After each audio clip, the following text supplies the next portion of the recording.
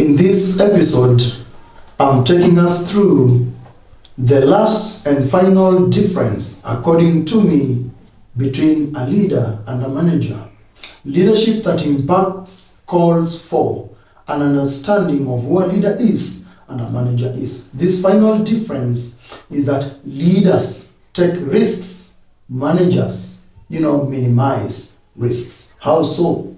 A leader takes risks by taking calculated risks, by thoroughly researching and planning. A leader takes risks by taking calculated moves in planning and in researching. This is a spirit of innovation. A leader again takes risks by understanding the potential rewards and consequences of every action that is taken.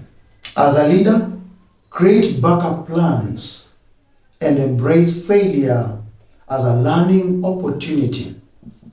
This is where in the third stage of strategies, coming up with effective and efficient strategies in leadership and management, we talk of strategy formulation, strategy implementation, strategy evaluation and control. And it is here whereby we take feedback. Where there is failure, we improve to work on that. And this is the area of risk taking. A leader takes risks by demonstrating courage, by acting despite fear. A leader is confronted with fear, storms, and crisis. It is a brave leader who takes up the leadership position and acts with courage, tenacity, and firmness in shaky times or in times of fear. A leader empowers their team to innovate and take responsibility for outcomes, to inspire confidence and foster growth. That is the work of a leader.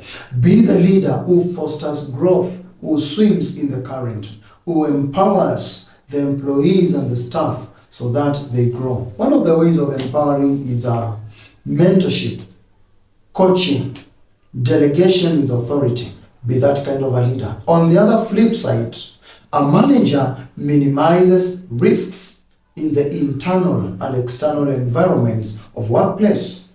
Minimize as a manager risks by following what we call a 5-step risk management process. Step 1, a good manager remembers to identify the potential risks. Remember the SWOT analysis.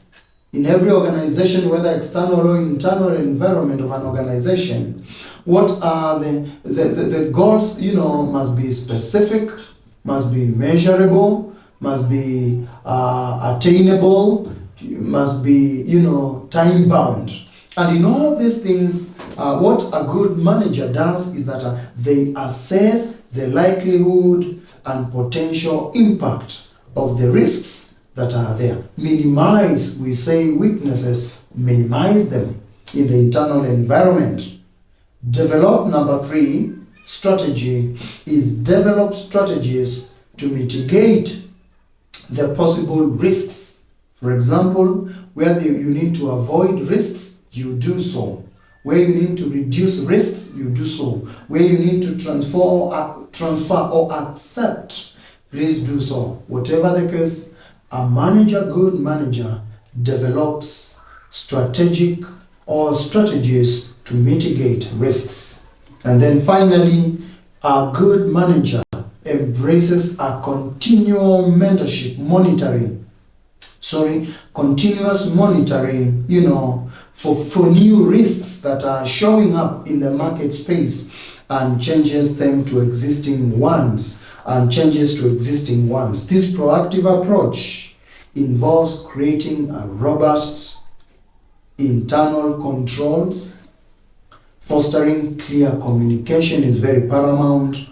Promoting a culture of accountability and regularly reviewing and adjusting the risk management plan. Be the leader who takes risks. Be the manager who minimizes risks. See you in the next episode.